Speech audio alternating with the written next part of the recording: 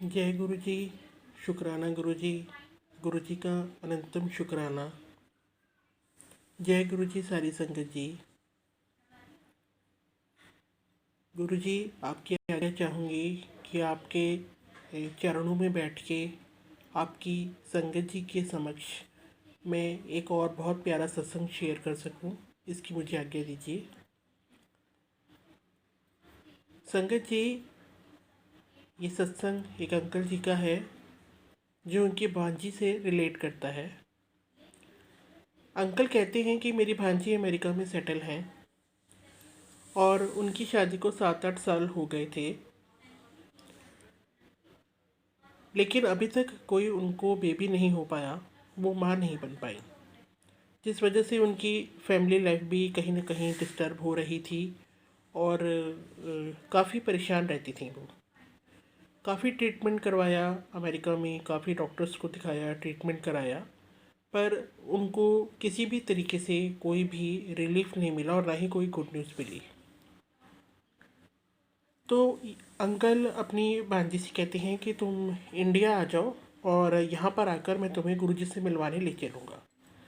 तो तुम अपनी ये प्रॉब्लम गुरुजी के सामने बताना, और मुझे पूरी उम्मीद है कि गुरुजी तुम्हारी इस प्रॉब्लम को ज़रूर हल करेंगे। गुरुजी सबका इलाज करते हैं, तुम्हारा भी इलाज ज़रूर करेंगे। और उनकी जो भांजी है वो उन्हें कहती हैं कि ठीक है, मैं इंडिया आऊँगी और मैं गुरुजी से मिलने चलूँगी। वो इंडिया आती हैं और इंडिया आकर अंकल उन्हें सीधा गुरुजी के आश्रम में ले जाते हैं। वहाँ पर वो गुरुजी के दर्शन करती हैं, उन्हें चरण स्पर्श करती हैं। तो अभी वो सोच ही रही होती हैं कि मैं गुरुजी से ये बोलूँगी, अपनी प्रॉब्लम बताऊँगी। इतने में गुरुजी उनको बेटी कह के संबोधित करते हैं और मुस्कुरा देते हैं। इससे पहले वो कुछ बोल पाती अपनी कोई प्रॉब्लम जो उनको हो रही है, जो उनके साथ पिछले 7-8 साल से चलती आ रही है, वो प्रॉब्लम वो गुरुजी को बता पाती हैं। इससे पहले ही गुरुजी ने उन्हें एक लाइन बोली कि जा बेटी, तेरा काम अक्टूबर में हो जाएगा। संगत जी, ये बात है मई के महीने की, जब वो गुरुजी के पास आती हैं। अब वो ये कहती हैं, गुरुजी ये क्या बोल गए, ये क्या कहा गुरुजी ने कि अक्टूबर में हो जाएगा। अब देखिए, अगर वो ये कहती हैं कि वो तो आई थी बच्चे की अभिलाषा में, माँ बनने की इच्छा में, और माँ बनना भी मई के महीने में अगर वो आई हैं तो 5 या 6 महीने में तो वो माँ बन नहीं जाएंगी। तो हर तरीके से वो ये कह रही है, गुरुजी ने बोला तो बोला क्या है। अब ये बात तो ना हवा कोई संगत समझ पाई, ना ही अंकल समझ पाए, और ना ही वो आंटी समझ पाई, क्योंकि उन्हें तो पता था कि वो क्यों आई हैं गुरुजी के पास। गुरुजी ने कहा, जा तेरा बेटी काम अक्टूबर में हो जाएगा, और गुरुजी ने उन्हें जाने के लिए आज्ञा दे दी। अब जब वो घर आई तो वो अपने अंकल से कहती हैं, मामा जी मेरे को तो समझ नहीं आया कि गुरुजी ने ऐसा ये क्या कहा। मैं तो उन्हें अपनी प्रॉब्लम बताने गई थी और उन्होंने तो बिना ही मेरी कोई प्रॉब्लम सुने ये कह दिया कि काम अक्टूबर में हो जाएगा। तो वो अंकल कहते, कोई नहीं, गुरुजी ने अगर कुछ कहा है तो कुछ सोच समझ के कहा होगा। तो गुरुजी की रज़ा में ही राज़ी रहो, और जैसा गुरुजी ने कहा है वेट करते हैं, इंतज़ार करते हैं अक्टूबर में। संगत जी, वो अमेरिका लौट जाती हैं और कोई मतलब ये लगा लीजिए कि अक्टूबर में आंटी का दोबारा फ़ोन आता है अंकल को, और वो अंकल को जब फ़ोन करती हैं तो रो पड़ती हैं, और रोते रोते अंकल को गुड न्यूज़ देती हैं कि आई एम प्रेग्नेंट। अब ये बात सुन के अंकल भी खुश होते हैं और उनकी भी आंखों में आंसू जाते हैं। कह रही, ये तो बहुत अच्छी न्यूज़ तुमने सुनाई। कह रही है, हाँ जी मैं प्रेग्नेंट हूँ, और मैंने टेस्ट कराया है अभी, और मैं प्रेग्नेंट हूँ। तो गुरुजी ने जैसा कहा था कि अक्टूबर में तुम्हारा काम हो जाएगा, और देखिए अक्टूबर में मुझे गुड न्यूज़ मिल गई कि मैं प्रेग्नेंट हूँ। तो बोलिए जय गुरुजी। फिर उन्हें आफ्टर 9 मंथ्स बहुत प्यारा बेटा हुआ, और जो बेटा गुरुजी जिस बेटे को ब्लेस कर दें तो वो तो अपने आप में ब्लेसिंग्स ही मिलना होता है। और आज उनका बेटा स्वस्थ, सुंदर और अच्छी परवरिश में हैं। आज का सत्संग ये ऐसा सत्संग है कि हमेशा गुरु जी के स्वरूप के आगे खड़े होके मन ही मन उनसे बात करते हैं, और कहीं ना कहीं हमारे मन में ये शंका होती है कि पता नहीं गुरु जी ने ये सुना या नहीं सुना। मैंने तो कह दिया, पता नहीं गुरु जी इस बात को पूरा करेंगे या नहीं करेंगे। तो आज के सत्संग से हमें यही मतलब सीख मिलती है, यही सार है कि हम कुछ भी अगर गुरु जी से नहीं बोलते, नहीं कहते, तो गुरु जी हमारी बात को सुन लेते हैं। ज़रूरी नहीं है कि हम अपने शब्दों को व्यक्त करके अपनी बात कहें। हमारे जैसे ही हम गुरु जी के सामने पहुंचते हैं, गुरु जी पूरा स्कैन कर देते हैं हमें, और उन्हें पता होता है कि हमें क्या प्रॉब्लम है, हम यहाँ क्यों आए हैं। सबसे बड़ी बात है, हमारे आने की वजह गुरु जी को पता होती है कि ये यहाँ पर क्यों आया है या क्यों आई है।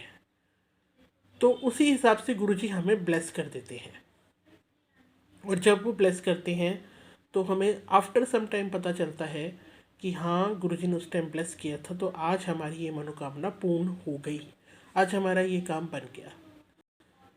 तो मैं यही कहना चाहती हूँ कि हर सत्संग हमारे लिए मेडिसिन है, हर सत्संग से हमें कुछ ना कुछ सीखने को मिलता है, और हर सत्संग में हमारे सवालों के जवाब होते हैं। बहुत भाग्यशाली हैं हम लोग ऐसे प्लेटफॉर्म पे एक साथ बैठ के सत्संग सुनते हैं, और अपने अपने सवालों के जवाब हमें मिल जाते हैं। ये भी गुरु की ही कृपा है, गुरु जी की ही कृपा है, जो गुरु जी हमें अपना एक ये आशीर्वाद दे रहे हैं, एक तरह से अपने तरीके से। इसी से छोटा एक रिलेटेड सत्संग और है, मैं छोटा सा सत्संग आपको सुनाना चाहूँगी एक और। संगत जी, एक अंकल थे हैं, वो उनकी जो हार्ट बीट थी ना, वो काफ़ी ऊपर नीचे जा रही थी।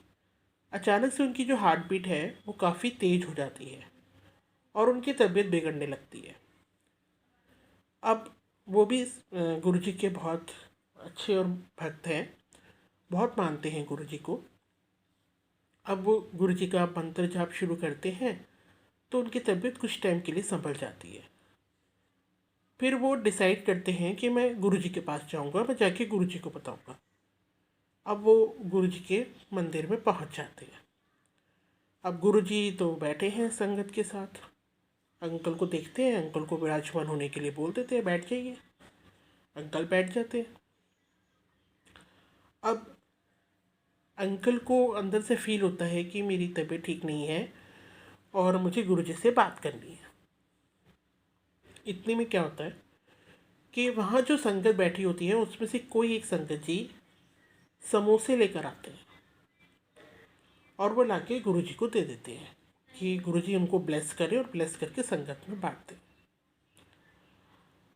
अब गुरुजी अंकल को बुलाते हैं, और अंकल की झोली में 5 समोसे डाल देते हैं। अब ये देखकर जिनकी बीपी हाई हो गया हो, ब्लड प्रेशर ऊपर नीचे जा रहा हो, डॉक्टर ने जब जांच करी उनकी, तो उन्हें ऑपरेशन के लिए बोल दिया, और उन्हें ये कहा कि आपको तला मला नहीं खाना, आर्टरीज आपकी ब्लॉक है, तो उसका भी ऑपरेशन होगा। अब वो ये सोच रहे हैं अंदर ही अंदर कि गुरुजी ने मुझे 5 समोसे दे दिए, मैं इन्हें कैसे खाऊं? मेरे को तो डॉक्टर ने तला मला बंद कर दिया है, मैं नहीं खा सकता इन्हें, कैसे खा लूँ? और मेरी हार्ट बीट इतनी बढ़ी हुई है, मेरा बीपी हाई है, मेरे को अंदर जो मेरी आर्टरीज हैं वो डॉक्टर ने कहा है कि ब्लॉक है, मैं कैसे खा लूँ समोसे? पर जब वो समोसे लेके अपनी झोली में लेके जाके बैठते हैं, तो उनके दिमाग में एक बात दौड़ती है कि ये गुरुजी का दिया हुआ आशीर्वाद है जो मुझे ग्रहण करना है। अब इसको ग्रहण करने के बाद मेरे साथ कुछ भी होए, मैंने गुरुजी पे छोड़ा। वो 5 समोसे खा लेते हैं, जैसे तैसे करके खा लेते हैं, पेट उनका फुल हो जाता है बिल्कुल। अब गुरुजी उनको फिर बुलाते हैं, अंकल जी इधर आओ।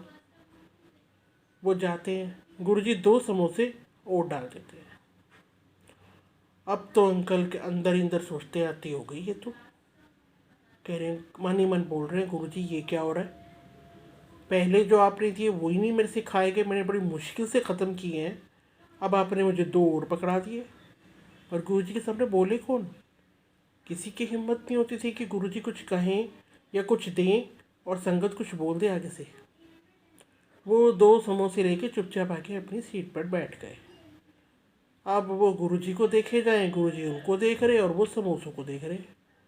अब उन्होंने किसी तरह से जैसे तैसे करके वो समोसे खा ही लिए, गुरुजी का नाम ले लीजिए। अब जी वो तो कहें बस गुरुजी हाँ बना देना कुछ भी, अब नहीं तो मैं फट जाऊंगा। अब वो आज्ञा लेके आशीर्वाद लेके गुरुजी का घर आ जाते हैं। अगले दिन उनके टेस्ट होने होते हैं दोबारा से, और डॉक्टर उनको ऑपरेशन के लिए बताना टाइम देना चाह रहा होता है। संगत जी, इस बात पे हम सभी बिलीव करेंगे क्योंकि वो कृपा गुरुजी की है, तो बिलीव ना करने का तो सवाल ही नहीं उठता। वो अपने टेस्ट कराते हैं, टेस्ट उनके नॉर्मल आते हैं, हार्ट बीट उनकी बिल्कुल सामान्य, किसी भी तरीके की बॉडी में कहीं कोई प्रॉब्लम ही नहीं उनके शरीर में। और डॉक्टर जब उनके टेस्ट की रिपोर्ट देखते हैं तो वो ये डिसाइड करते हैं कि अंकल का ऑपरेशन नहीं होगा। बोलिए जय गुरु जी। ये बात मैं हमेशा बोलती हूँ कि गुरु जी का ब्लेस करने का तरीका, गुरु जी का आशीर्वाद देने का तरीका अपना ही था। और जब वो उपचार करते थे तो उनका एक ही बात मानना था कि जहर ही जहर को काटता है, और वही गुरु जी करते थे। और अंकल गुरुजी का इतना शुक्राना अदा करते हैं, इतना शुक्राना अदा करते हैं, तब उन्हें समझ आता है कि गुरुजी ने मेरे को समोसे खिलाकर, वो मेरी मेडिसिन थी जो गुरुजी ने मुझे दी और मैंने खाई, और आज मेरा इतना बड़ा ऑपरेशन होने से बच गया और मैं ठीक हो गया गुरुजी की कृपा से। गुरुजी ने वो बीमारी कैसे उनकी हर ली। अगर उनके मन में ज़रा सा भी आता नहीं मैं नहीं खाऊंगा, मेरा मन नहीं कर रहा, या मेरी शुगर बढ़ जाएगी, या मेरा बीपी हाई हो जाएगा, या मुझे यहीं कुछ हो जाएगा, अगर मान लीजिए उनके मन में ये भाव आ जाता और वो ये नहीं करते, तो क्या अगले दिन उनकी रिपोर्ट्स नॉर्मल आती?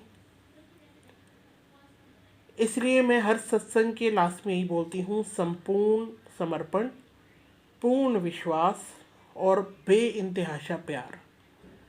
सिर्फ ये 3 चीज़ें हैं जो हमारे गुरुजी हमसे मांगते हैं और हमें उनको देनी है। कह देने मात्र से नहीं देनी, मन से, दिल से देनी है।